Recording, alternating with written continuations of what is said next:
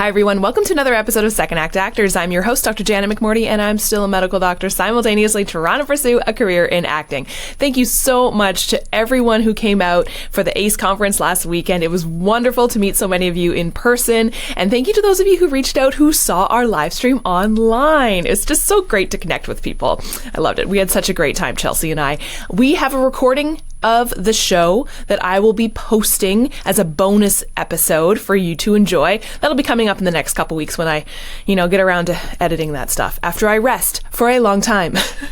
My guest this week is Stephen Walker. Stephen is a wonderful Australian actor who is a self-proclaimed, I think he said 7th or 8th act actor. He's had a myriad of wonderful careers that have helped influence his acting career. He has been a police detective with the Australian Federal Police. He's been a career coach. He's a dad. And being a dad was actually pretty formative for him switching into a career in acting because his son loves to act and was like, "Dad, why aren't you doing this as well?"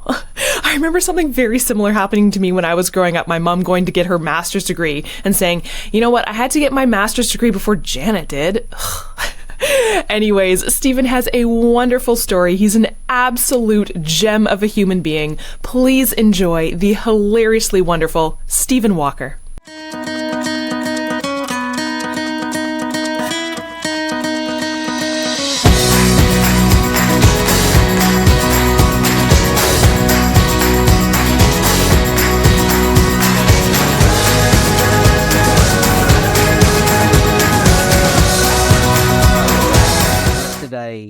We had a picnic. We were really close to the beach here. We're 500 meters away, 400 meters away from the beach. And we sat there and just drinking some tea and just watching as humpback whales were breaching. And on their way down south, they've come up, they've done their breeding, they've got their calves with them, and they're now heading south. And just watching with binoculars, just watching these full tail slaps, like a dozen at a time, and full breaches. And so it's like, wow. Oh, wow. My gosh. Does that is that like a usual occurrence around this time of year every year, or is this a rare sighting? No, annual event. For us though, living in this house, it's new to us because we haven't been on the coast previously. Oh, that is that's fantastic. Is fantastic. It's one of those like surreal moments where you're probably like, is this real life? I can't believe I get to witness this.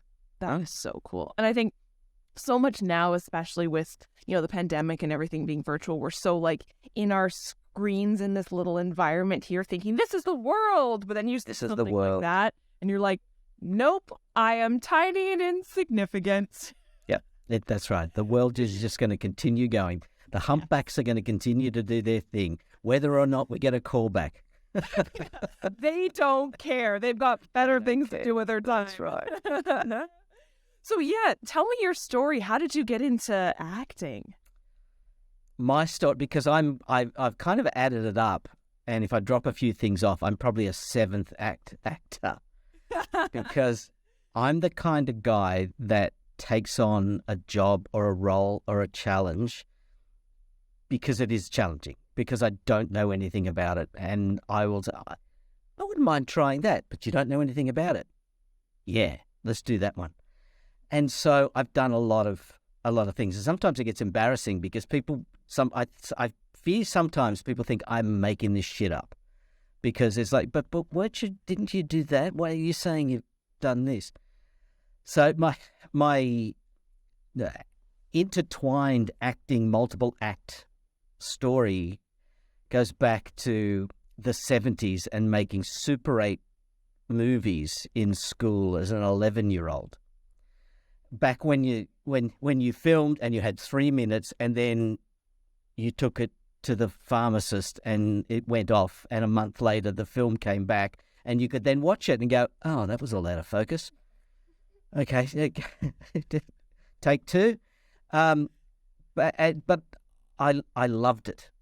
I absolutely loved it. But I was very much an introverted kid and terrified without a supporting family, and had no idea how do you do this acting stuff, and just other than knowing that I was too scared to actually do it. I went to a school. It was an all-boys school. but that meant it was all sport, and we had no drama. There was no drama in our school. There was nothing. So the closest thing was making movies. But knowing I was too scared, I went behind the camera. I started script writing at the age of 12, and I'm pretty sure they were really awful scripts. I can guarantee at the time they were fantastic. So I started script writing. I started doing all sorts of things as a mid-aged teen, going along to playwright weekends and being introduced to writers. I got we call a work experience where at around 15 you go out and get attached to a business for a week or 2 weeks and learn and just watch. So I got on film sets as a 15-year-old and I loved it. I was in my final year of school, and I was coming up to my final year of school, and I wrote to a bunch of TV channels and said, I like to make films. Can I work for you? It was as naive and stupid as that. And one of the TV channels in Sydney, the news department, phoned me up one day, a couple of weeks into my final year of school, and said, do you still want that job? And I said, yes. They said, well, come in for an interview. Simple as that. That's how we did it in the 80s, right? And so and so I started work as a sound recordist and an assistant camera operator for television news in Sydney. Got to travel overseas, did amazing things. As a kid, I got to covered the Prime Minister of India's assassination in the early 80s. And travelled to New Delhi as an 18-year-old or something like that. It was just insane to be doing that sort of stuff. And so I did that for a bunch of years, a whole bunch of years. And that's one of those things that now as an actor I'm eternally grateful for, because I know how to work with a soundie on set. I know what they want. I know what they don't want. I know what you shouldn't do. I know what the lighting tech wants and know what you shouldn't do. I know the size of a lens that the DOP is using. And it's helped me no end now, having done that work so long ago, even though the equipment was fairly ancient. So a few years later, this is when I either succeed in a challenge or a job or just get really bored. And I actually got really bored. Because I looked across one day and saw, because it was news, and I saw that I was early 20s. And I was covering the same court story in Sydney as another guy who was in his mid-50s, and thought, oh, I can't do this for another 30 years. I've got to change. And so I went back to school. I put myself back to school as a mature age student, and I've got the qualification, and thought, well, what would I like to do? What's something different that I covered of my time in television that could be interesting? And went, oh. And so I joined the Federal Police, and became a cop. The Federal Police are much more like the Canadian Mounties, or a sort of a blend of the FBI and other things. So it has a federal coverage and a very small local uniformed side of things. And so that was fabulous. And I went through recruit training and was spat out the other end and went into a drug response team in Sydney. And then it was discovered that because of my time in television, I was the only person in the AFP that actually, the Federal Police, AFP, the only one that actually knew how to use professional video equipment that could be shot professionally and therefore used in an evidentiary capacity in court. And so I got whisked back to Canberra, and I ended up being the guy that whenever there was a suspicious death or a motor vehicle fatality in Australia's Capital Territory, so our version of Washington, I was there, and I filmed it dozens and dozens and dozens and dozens and dozens of times over years, and filming autopsies and you name it. And still to this day, I can't seem to get cast as either a cop or as a forensic pathologist. It just doesn't work. A cop mainly because of my height. I'm 165 centimeters. So what's that? 5'5". And most casting directors say, "Well, no, you're not tall enough to be a cop." I said, "Yeah, but I was." And no, not for TV. Well, just tilt the camera down a bit and look up. So I don't seem to be able to jag one. I keep getting cast as priests, oddly enough, which is just a very, very strange sort of typecasting. So anyway, so I did the police for a very long time, and then I moved from police into more mainstream public service or civil service, and ended up working in international aid, and was a diplomat for a number of years in Thailand. And my youngest was born in Thailand. Despite his blonde hair, he still believes he's very much wedded to his Thai heritage. But from there, I moved into the world of human resources, weirdly enough, and ended up back at the Federal Police, and this time at running human resources. I had about 2,000 staff working for me across all myriads of human resources, and ultimately then left and consulted back into government, and did career coaching, that sort of stuff. And it was while I was a career coach that my youngest son, the one that was born in Thailand, he was doing some acting, and we were driving back from a shoot in Sydney. And I said, "Look, I don't want to be a stage dad. I need you to tell me if I'm pushing too hard." I always wanted to act, told him my story. I think he was about 14. "I don't want you to miss out, but I also don't want to push you." I said, "Okay." Then he said, "So why aren't you doing it? Why aren't you doing it now?" And so me, the career coach, just like, "Yeah, piss off." And so, by the time I'd gotten back home, I think I'd had a couple of conversations with my wife to say, Tom's right. Why I don't want to be that guy. I don't want to be the guy that ends up on his deathbed with regrets. I don't want to be the guy that says, "I just would have loved to have done this," or, none of us should go to our deathbed and wishing that we'd spent more time in the office doing, terrible work for somebody else. And so I was in a position that I could start to just wind down that consulting work and go, okay, acting. I've got a slight insight from decades earlier and a slight insight from helping my son navigate the world of agents and sets and casting. Now I got to do it. The little bugger beat me. He got an IMDb credit before I did, as it turned out. Curse him. But so since that point, which was probably 6 years, he's just turned 21. So it must have been 7 years ago.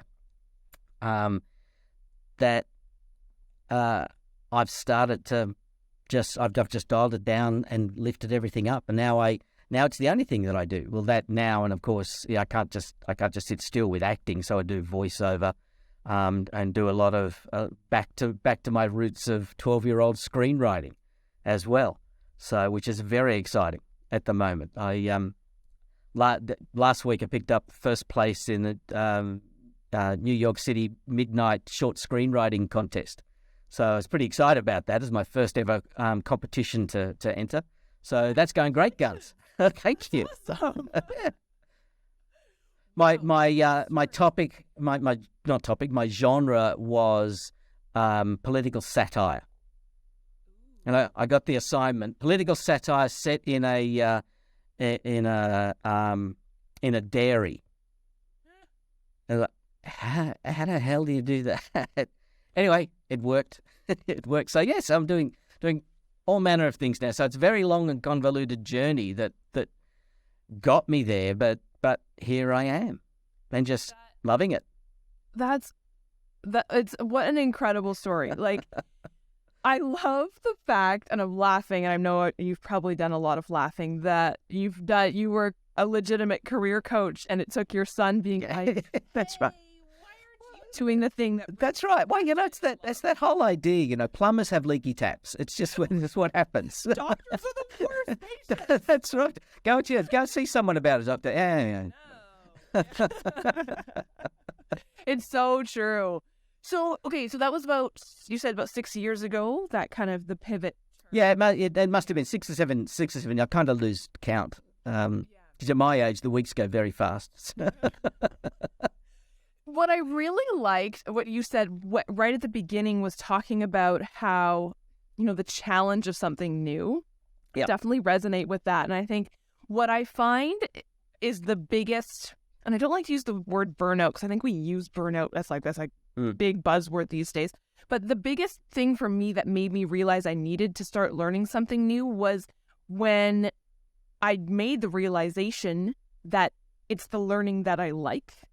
Yeah. Because the learning is what brought me to medicine, right? I love school. I love learning new things. And when I was getting antsy and not realizing, I'm thinking, why am I antsy? It's because you kind of get that 7-year itch in whatever career life you're in. And for me, it was because there was no new things to learn. Yep. Or I just wasn't motivated to learn new things anymore. It was just getting stagnant. Yeah, I totally agree. Well, I think it goes to one of the similarities to me between any of my other work that I've done and acting. And that is that I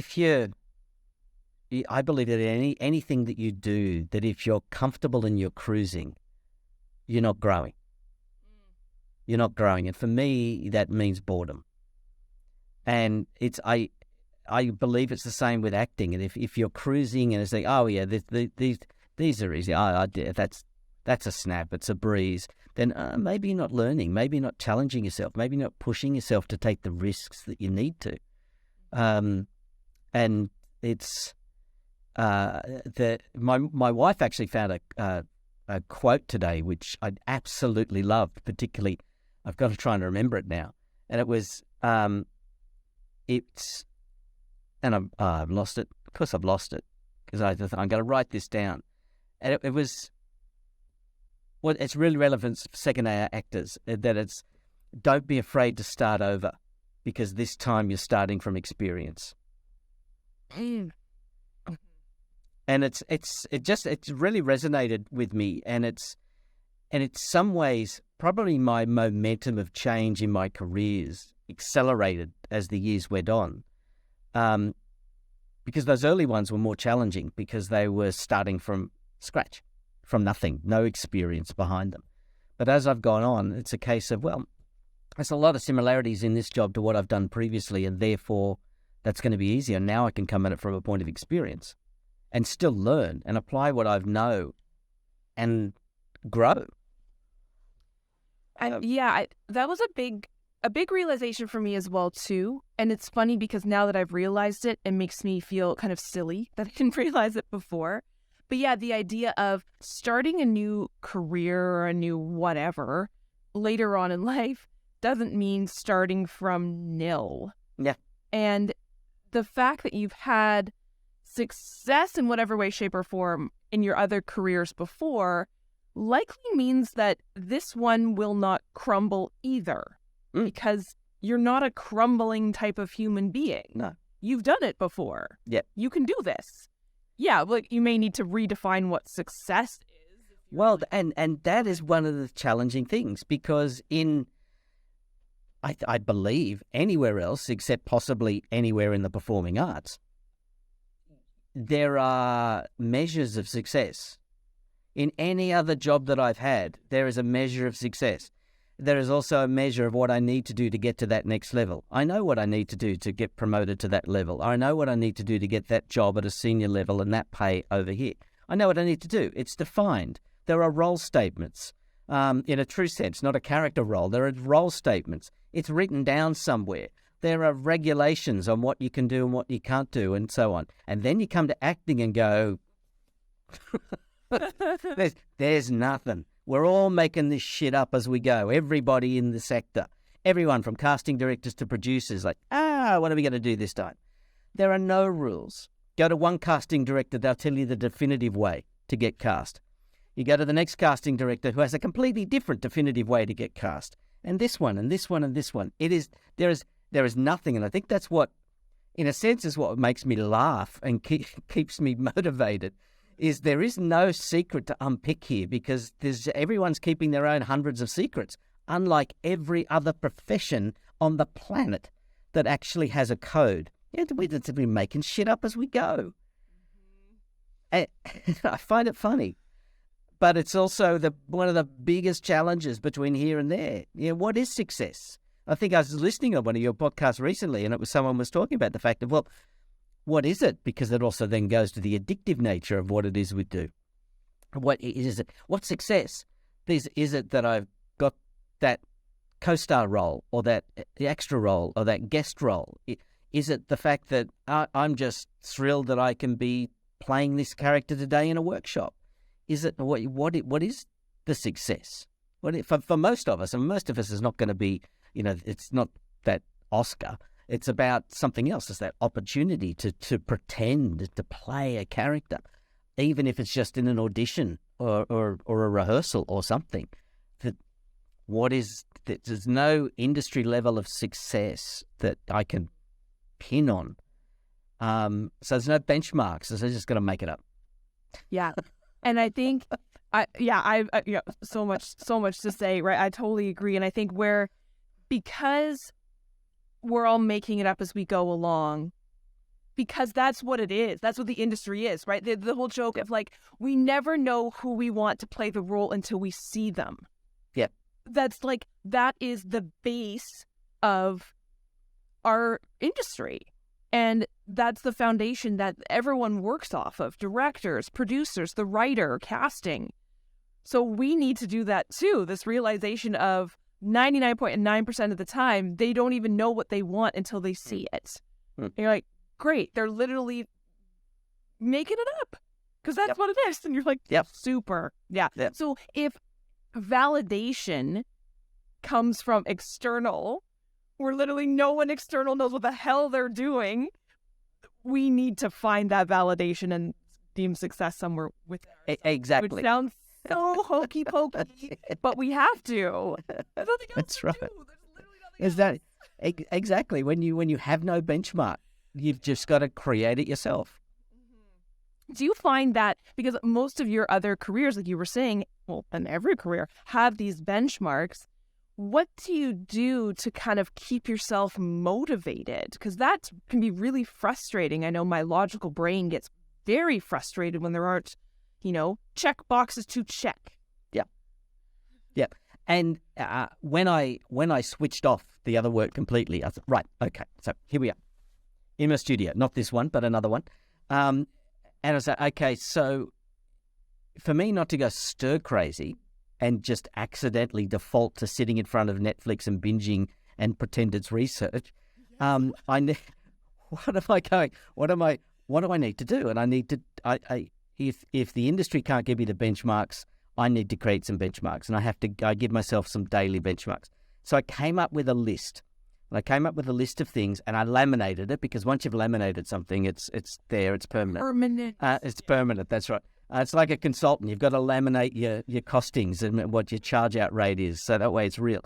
And so I had things in there. So what was it? And I wanted to look at this new career of acting as holistic. And so what was I doing for my mind? What was I doing for my body? What was I doing for my acting, my craft? What was I doing for my career? And so the sorts of topics might have been, have I meditated today? Have I exercised? But then the more important stuff, have I read a script? Have I learnt some lines? Have I done something, put something down in front of the camera just to play, even if it was just for microphone testing or for lights or something like that? What have I done? What have I done for the career side? So, what my branding or my headshots? What have I done for my casting sites? What have I tweaked? Have I written off to a casting director to say, hey, this is my latest thing. How are you? Great. What have you been doing since the last? Whatever it might be that's focused on career. And so I religiously did these things every day to get them into a position of habit. And now I don't need the list because I have so many things in my day that I work on or play with and just keep going. And I find things to motivate me. I'll do things like self-tape mate, for example, that Audrey does. But I take it to the next level. I did 32 tapes in May. So I push myself to those things. It's the third year running. I'm in the World Monologue Games, and I'm in 3 categories now that they're just kicking off. I'll do things like script writing now and enter them in competitions. And so if there's nothing there, I can't wait for things to come to me. That's kind of been my ethos anyway across all of my work. I create them or make them and chase them, really. And that's what keeps me motivated, because if I sat here waiting for my agent to call about the auditions that aren't coming, then you'd go mad. Who would do it? Who would do it? So if I'm not actually out there working and actively being a working actor, then I'm in my studio pretending I'm a working actor. So for a lot of people, like habit building, right? Like we know medical school, we learned about this. To build a habit, you have to have like a reward. There has to be a reward there. Whether it's something as silly as like, I will brush my teeth every night because the reward is like clean teeth. To build a habit within acting, a lot of people, and my brain, when I was hearing what you were doing, defaulted to the reward is financial. The reward is I will be making money in the future as an actor, being a working actor because of all of this. That's the reward of building the habit. Yep. But that's not guaranteed. No. Like that's not the reward it can be. So like on like days when you're like low, as it happens with everyone, and you're not like it can be frustrating. What do you feel like within yourself? Like how do you reward yourself with the habits that you're doing? It's sometimes for me it's defaulting to the that original list, and it might be, as we were talking earlier, it might be just being able to walk a few hundred meters and sit down at the beach and just enjoy the pleasure of humpback whales jumping out of the ocean, and just sit and just think, this is what a fortunate life, whether I'm acting or not acting.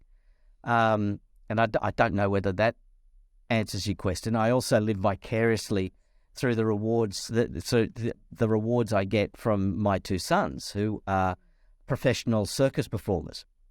So my youngest, he was dabbling with circus and dabbling with acting and stuck with circus.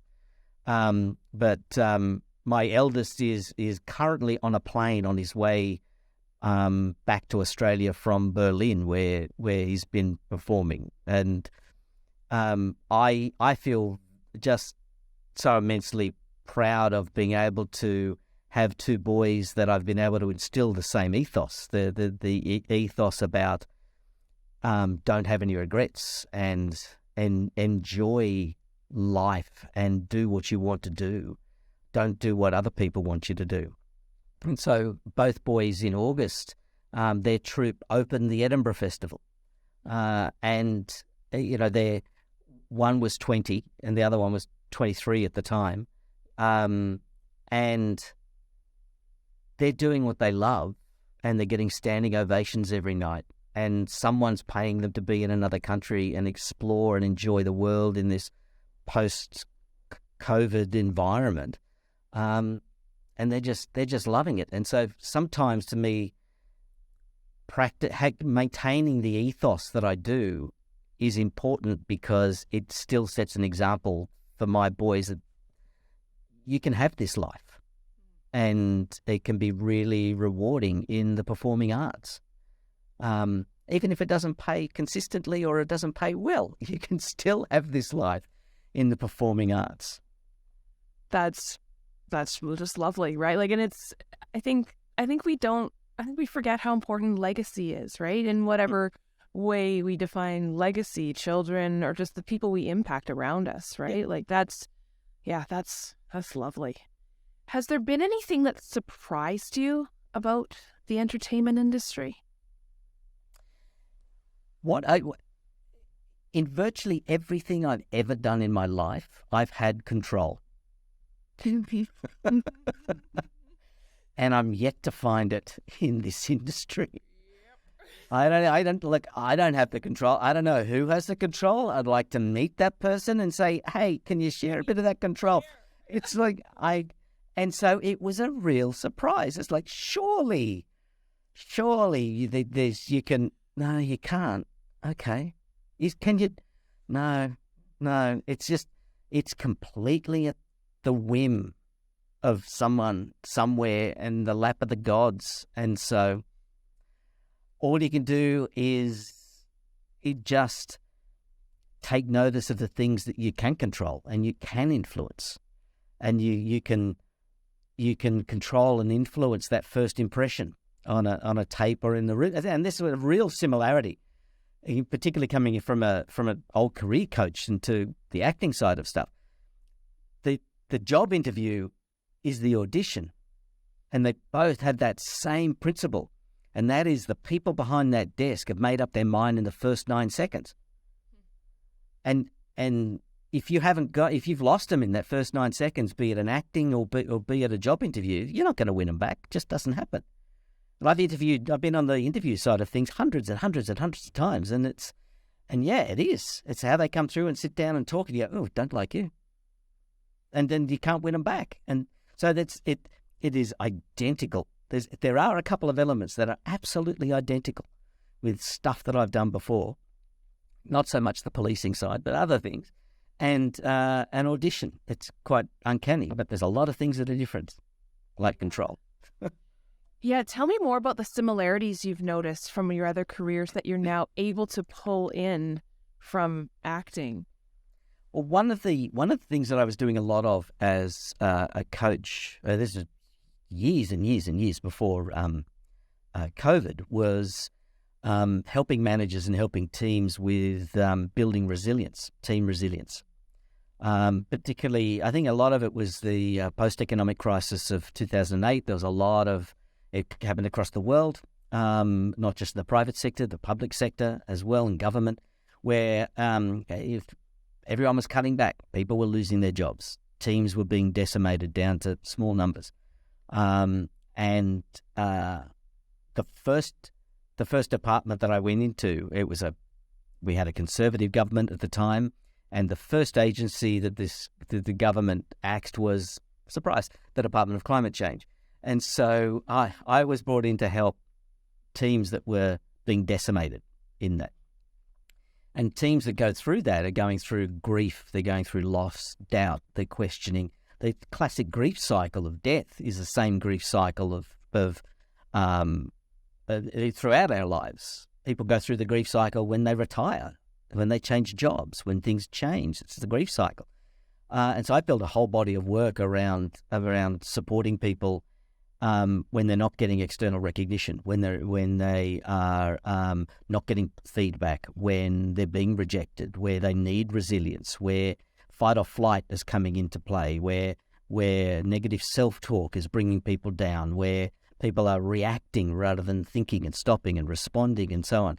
And then I've come to acting and it's like, well, this is all of that stuff on steroids.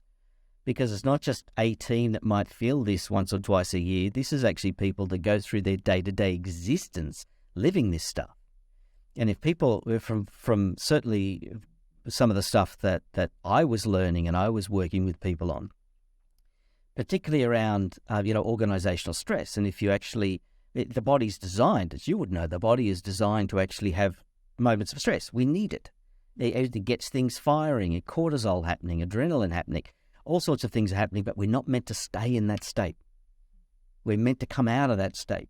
And there's all sorts of reasons why if we get to deliver a speech in public that we feel sick. It's because, the cortisol is happening, and we're feeling stress, and the body's saying we're not going to digest now. We're just going to focus on this fight or flight thing. Like, look around, where's the bear? Where are we going to run from? Our immune system is compromised, and all of these things happen. And of course, in an interview and in an audition, the brain only wants to make a decision that says, do I run? Do I fight here? I'm not. If I want to actually talk about the profit yield in a given quarter, that's not going to come in an interview. And if I have to remember my line and when I actually need to hit my mark and turn, but I'm shit scared because the cortisol's happening, it's the same thing. And so I've found that I've been able to provide the insight for myself as well. And one of my old resilience workbooks that I put together, sort of hand-picking, pop psychology from all over the place around this stuff, I adapted 4 actors to actually get out to actors that I know and say, hey, this sounds like you might be there's a lot of negative self-talk I'm hearing. Have a read of this. Have a look at chapter, or not chapter, it's not that big, page 23. And so what's real for the real world out there, the other working platforms around stress, resilience, well-being, mindfulness is doubly so for acting. And I've found that fascinating because I had thought I would be able to come into this world of acting and it would all be unicorns and butterflies and everyone would be happy. Because that's what it looks like on screen. But no, that's not correct. Yeah. I love talking to people about that type of thing because I work in sports medicine, which, 99% of my patients aren't like elite athletes. I do have elite athletes, but 99% of them are, kind of weekend warriors, repetitive strain injuries, chronic pain. And it's the same thing, right? Like if you're in a society that constantly promotes high levels of stress, as we have, your body is constantly producing inflammation. Yes. It needs to heal these wounds that the bear is going to inflict on you, right? But there is no bear. There's going to be no tissue trauma, but our stupid brain doesn't know that. We haven't evolved enough yet. Yeah. So we've got inflammation coursing around our body, which produces chronic pain because we're in constant levels of stress because our society is like, you need to hustle. And yeah, I love talking to people about that because and we feed that. We feed it. Yeah. We feed it. We take an anti-inflammatory pill to try and fix that. And we're tired, so we drink caffeine and we eat sugary foods, and we wonder why we're awake at night and we're trying to catch up when we go to bed. So we're on our phone and it's keeping us awake because we're not getting the triggers in our brain to say go to sleep. And with all of that inflammation, cancer rates go up. The gastrointestinal issues go up. Stroke goes up. Obesity goes up. Problems, all the sexual plumbing seizes up. Everything. And it's the same, or as I believe, it's actually more intense in the our industry than it is in mainstream industry. I'm not surprised because of how I think because there's no control. Right? There's no control. That's right. And if you don't have a way to give yourself, like we were talking about earlier, internal validation and internal control, then it's just, overwhelming. Yeah. Well, an accountant can work in one organization and not like that organization or get bad feedback or be very stressed. And then they can apply for a job and become an accountant in another organization. And they're still an accountant. Yeah. But an actor's an actor. Where are they going to go? Yeah. So we're stuck in that loop. There's no, I don't want to say there's no escape because it sounds terrible, because we all still love doing what we're doing. Despite all of that, we still love it and we're drawn to it. We're drawn to it and we're addicted to it and we don't want it to stop. Just give us more. So, Like, what is it for you about acting that keeps you here? Like, what was the love back when you were a kid, and what is the love now?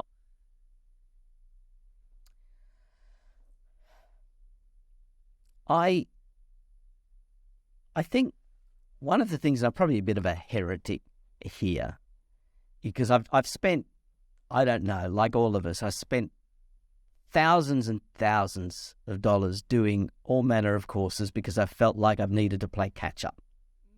Not coming through the film school, I need to play catch up. I've got 30 or 40 years to catch up here, so I need to spend some money. I need to invest some money.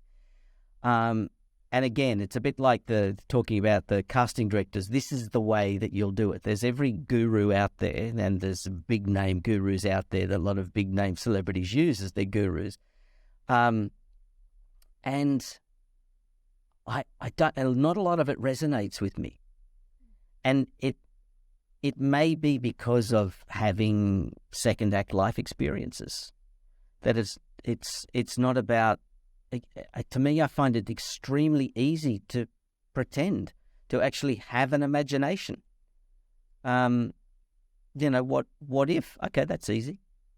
So I don't know. So the thing for me that I just enjoy the most is it's just that it is about pretending, not being so completely invested, in an audition or a callback.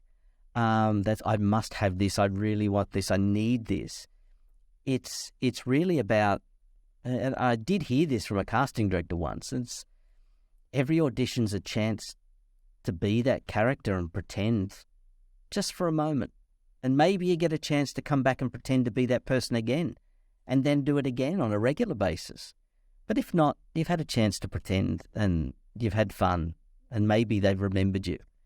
And so I try not to get too caught up in putting everything on the line for that one role or that one gig. I mean, yes, there's been lots of things I haven't got that would just been fantastic to have gotten. But at the end of the day, I got a chance to play in that space. And I'm not 100% sure that I actually answered your question. No, that's lovely. Because I think, no, like, that is literally the answer to the question of how do you get rid of the cortisol? Shit. There it is. Yeah. It's play, right? It's play. It's what we were like as children when we did like, it's play and it's imagination and it's exercise, right? It's the modern day. We're not going to fight the bear. We're going to flee from the bear in a beautiful, creative way. Yeah. Do you have any favorite moments in your acting career so far, on set, auditioning, or anything like that? One of my favorite moments. It hasn't been released. It's a Jim Henson movie that's meant to be released this year, and I haven't seen where it's at. And I do play. I play someone that needed 4 hours in the makeup, 4 or 5 hours in the makeup chair every morning. Let's put it that way. And then one morning, the director's assistant, so his personal assistant, just rocked up as I was sort of halfway through my makeup. Said, "Oh, has anyone spoken to you about your lines today?" Now, this particular role, there was myself and there was 5 others, and they weren't speaking in this feature film. They were heavily in this feature film, but they weren't speaking. And she said, "What? Has anyone spoken to you about your lines today?" And I said, "My what?" "What lines?" She said, the director, there's a scene for you. They wants you to they take these lines. You're going to be working with the dialect coach, and so we'll see you on set at 10. And so it was, I was playing like a creature version of this other character who had been in multiple scenes, and I needed to be able to match his voice and accent at pace. This particular nuanced British accent, I needed to be able to match it. And we spent all morning just matching it, talking really fast as you possibly could to be able to talk, but in a really, and so we actually get onto set, and so I'm heavily in my makeup. I've got false teeth in. I've got creature contact lenses in. I've caught the lead in a big fishing net. We're on a platform. There's a camera looking up. I've got to be wrestling him to the ground, delivering my lines at pace with the accent and sounding like the other guy, with the lines that I've just got about an hour or two beforehand. And not only that, but my 5 other creature companions were piled on top of us. And so we did the first run through, and I'm just there, I was just focused, like, I got to get the words out, I got to get at a speed, I've got to make it happen, I've got to, and not embarrass myself. And they said, yep, great. So, Steve, what you've got to be doing is you've just caught him, so don't forget, you've got to have some movement. Oh, yes, I forgot my movement. Yeah, let me get my movement in it. And then I couldn't quite get the line out. I was like, oh, my God, this is just going to go bad. And they got the line out, then we got the line out, then we got the line out, and then it was just like, magic. Director said, nailed it, perfect, brilliant, thanks, moving on. And so, I mean, I've had lots of other speaking roles, but there was something about this one, and just, again, the challenge of saying, can you take these couple of paragraphs of text, do it in an accent, do it fast, make your voice sound like the other actor, and do it within the next couple of hours because we're on set while you're in your prosthetics and your false teeth and your anything.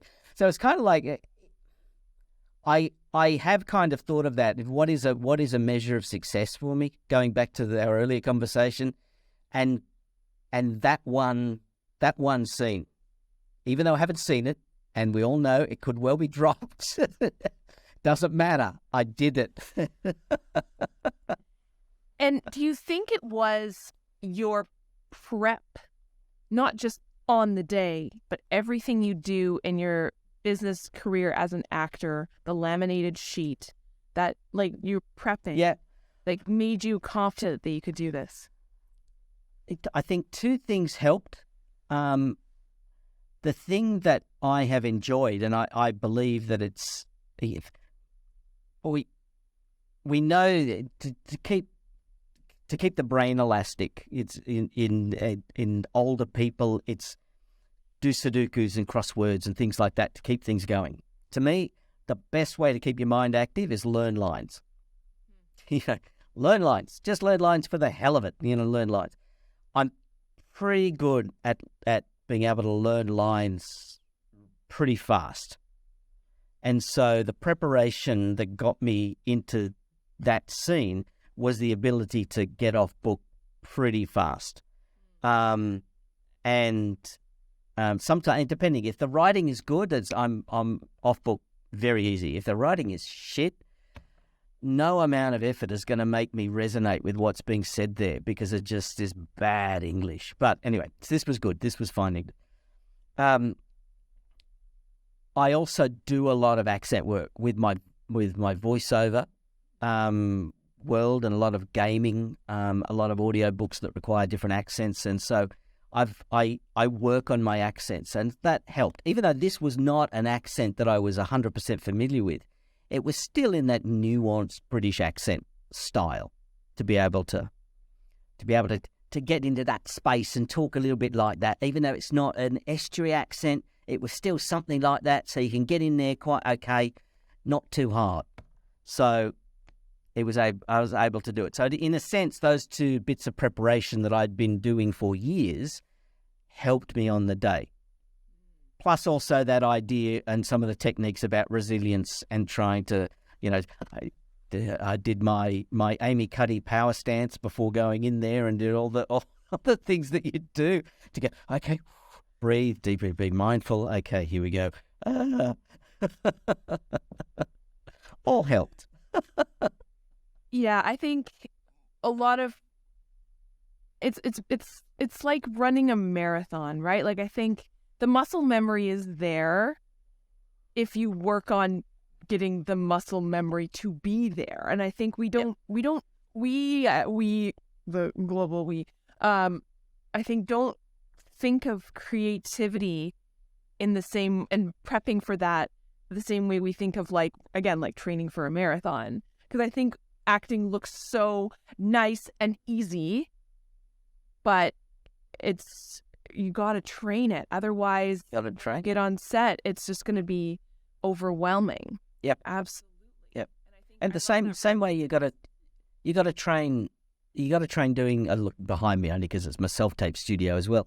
But you've got to train with self-tapes, and you've got to train to be able to do a callback on Zoom or an audition on Zoom. You've got to be able to know how to do it. There's no patience anymore. The beginning of 2020, there was patience. We didn't really know how all this stuff. Zoom wasn't really. Everyone was Skyping, and now suddenly Zoom is there, and it's like, okay, we'll have some patience. 2022, no one's got any patience now. You either nail it in your self-tape or you nail it. You know how to set up, you know how to do sound, you know how to do lights, you know how to edit it properly, you know how to do a slate. And if you don't practice it, then, it's not going to be there. Nothing has prepared me for a self-tape more than doing 30 plus self-tapes in May. Because it's like, I can just stand up and just, it's not robotic, but I can learn a script fast and I can put it down and go bang, bang, bang. I mean, it helps I've got a permanently set up little self-tape studio. I mean, it's a cheat. It's always there. I don't have to move furniture out the way like a lot of people have to do. But I think where we can where we can get our claws into some control, right? Where we can try and figure out, how can we make this like another job with benchmarks? It's that, right? Yep. Those are the benchmarks. Those are the things that you need to check off in order to be successful at the career. You need to get a degree to become an accountant. You need to be able to have a self-tape studio available to you, boom, on a whim, to be a successful actor. There's the control we can kind of go, yay. Yeah. So, and certainly what I find, and anyone I speak to says exactly the same thing, your chances of a self-tape increase the further you are away from home. And yes. Go on vacation, you'll get tons of auditions. I think it's the casting director's law or something says.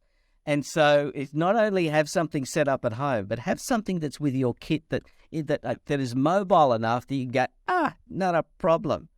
And smash it out. I mean, I can't tell you how many self-tape requests that I got while I was on set doing the stuff and I'm all in my prosthetics. It's like, I cannot do a self-tape now. I can't just sneak out of the back of the trailer and do a self-tape here. I've got to wait until this crap comes off at 2:00 in the morning. Then I can do a self-tape. I don't know how many it was. It was 1 million of them. And I was hours away from home, so I had a little portable set. But you gotta have the portable kit. You gotta be ready. Opportunities come to the prepared mind. Yep. And that is the professionalism, right? That means you're taking it seriously as a job. You don't have to, right? You don't have to do that if you don't want that to be what you deem success in your career. But if you want that, do it. You have to. Yeah. It's an expectation of this job. Exactly. Yeah. Do you have, this has been filled with advice, but do you have any other words of wisdom or advice for somebody thinking about changing careers into acting later on in life? Only, what are you waiting for? What and it comes from that space of don't regret it. Don't regret it because anything can happen, and don't put it off. I've seen too many people that have said, yep, I'm just going to finish this. I'll just give this another 5 years and then I'm going to enjoy myself, or it might be retired, might not be, but I'm going to do what I want to do. And then I've seen too many people just drop dead. Drop dead of a heart attack or a stroke or whatever it might be.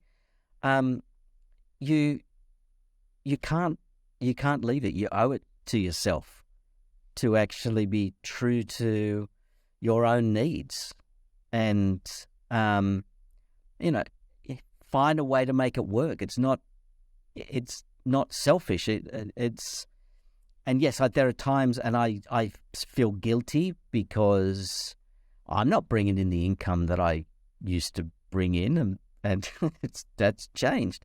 But you've got to do it. You've got to do it, and I say it to I see a lot of young actors who are doing it because they just have this burning passion.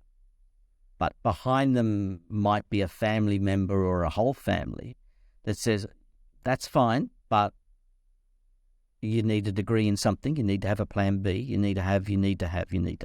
Where's the money going to come from? And I'm not, as I was saying with my boys, we're not people that push a plan B, because I feel that if you have a plan B, it too easily becomes your default. And you lose sight of what it is that you love. You miss that opportunity.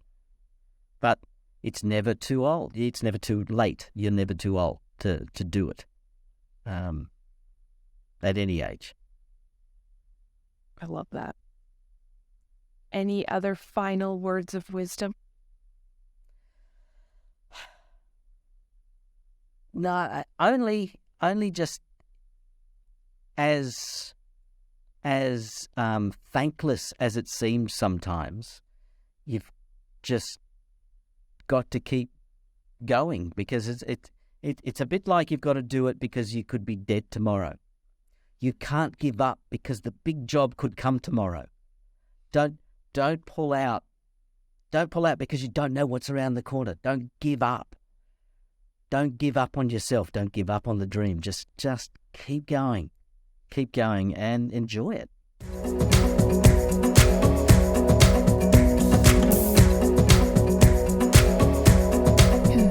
Thank you, everyone, for tuning in. And thank you, Stephen, for being my guest this week. Thank you so much for sharing your story all the way from down under. Everyone, go check out Stephen's social media. Check him out on Instagram. He is killing Self-Tape May. Last time I checked, I think he was at 19 self-tapes for Self-Tape May. Stephen, you are crushing it. Thank you again for joining me. I so appreciate you. I hope you will all tune in next week for another episode of Second Act Actors. Bye.